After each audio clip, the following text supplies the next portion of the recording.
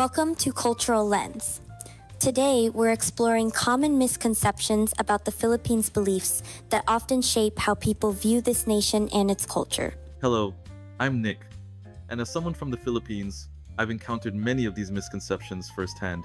Today, we'll clarify some of the most pervasive myths. Through this discussion, we aim to provide accurate insights into the Philippines' culture, traditions, and realities. Let's begin.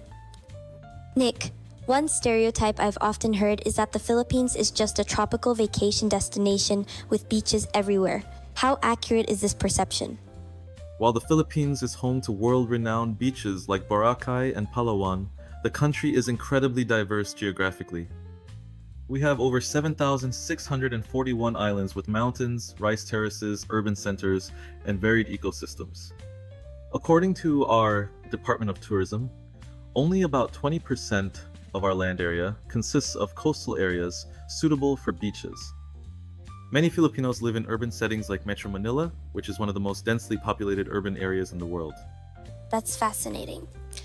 Another misconception I've encountered is that Filipino food is just a derivative of Spanish cuisine. Is there more to Filipino culinary traditions? Absolutely. Filipino cuisine is one of the most diverse and fusion-oriented food cultures in the world. While Spanish colonization did influence our food for over 300 years, our cuisine is a complex tapestry of indigenous, Malay, Chinese, Spanish, American, and even Japanese influences. Dishes like adobo, which many think of as Spanish, actually have pre-colonial roots with native preservation techniques using vinegar and salt. According to food historian Doreen Fernandez, even our sinigang sour soup has indigenous origins dating back centuries. Regional cuisines also vary dramatically. Bicol has spicy food with coconut milk, Pampanga is known for unique delicacies, and Mindanao has strong Muslim culinary traditions. I've also heard that everyone in the Philippines speaks English. Is that true? No, that's a significant misconception. While English is indeed an official language alongside Filipino, the 2020 Philippine Street Statistics Authority data shows about 63% of Filipinos are conversant in English, not 100%. We actually have over 180 languages and dialects across the archipelago. Regional languages like Cebuano, Ilocano, and Hiligaynon are primary languages for millions of Filipinos, especially in rural areas. Many elderly Filipinos in remote regions might speak little to no English at all. We've received some interesting questions from our listeners. One asks, is it true that all Filipinos work overseas and that remittances are the only significant part of the economy? This is a particularly persistent misconception. While overseas Filipino workers, OFWs, are significant with approximately 2.2 million Filipinos working abroad according to the Philippine Statistics Authority, this represents less than 2% of our total population of 115 million. Remittances do contribute about 9.3% to our GDP as of 2023, but the Philippines has diverse economic sectors. The service sector, including business process outsourcing, contributes nearly 60% of GDP. Manufacturing, agriculture, and tourism are also substantial contributors. The Philippines is actually one of the fastest growing economies in Southeast Asia, with economic growth averaging 6.4% pre-pandemic. That provides much needed perspective on the economic reality of the Philippines. Another listener asks, I heard that the Philippines is unsafe and riddled with crime.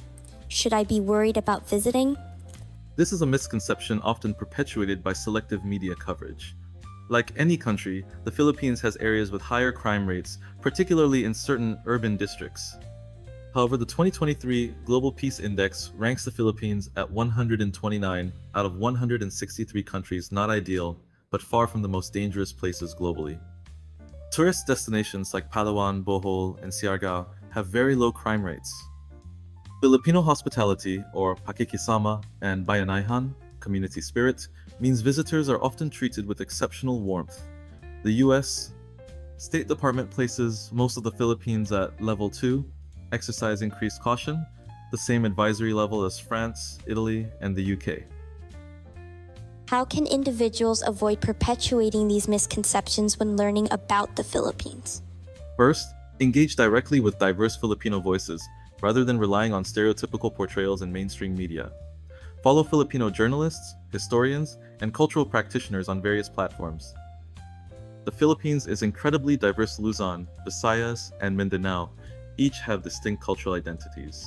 Understanding this regional diversity is crucial. Second, recognize the complex historical context. The Philippines experienced multiple colonizations, 333 years under Spain, almost 50 years under American rule, and Japanese occupation during World War II. This creates a multi-layered cultural identity that can't be reduced to simple stereotypes. Finally, if possible, visit different regions of the Philippines, not just tourist spots.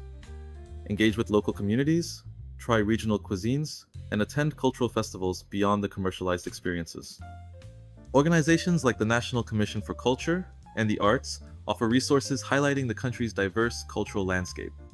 Those are excellent recommendations. I'd add that consuming Filipino literature, film, and music can also provide deeper insights into the culture beyond stereotypes. Works by writers like F. Sionil Jose, or films by directors like Lav Diaz, offer nuanced perspectives on Filipino identity. Today, we discussed how misconceptions about the Philippines arise and explored ways to approach cultural understanding with greater accuracy and respect. We learned that the Philippines is far more than beaches, that its cuisine has deep indigenous roots, and that its economy and society are more complex than often portrayed. We invite you to reflect on your own perceptions of the Philippines and share your thoughts or questions in the comments below. In our next episode, we'll examine the cultural nuances of Indonesia. Join us then.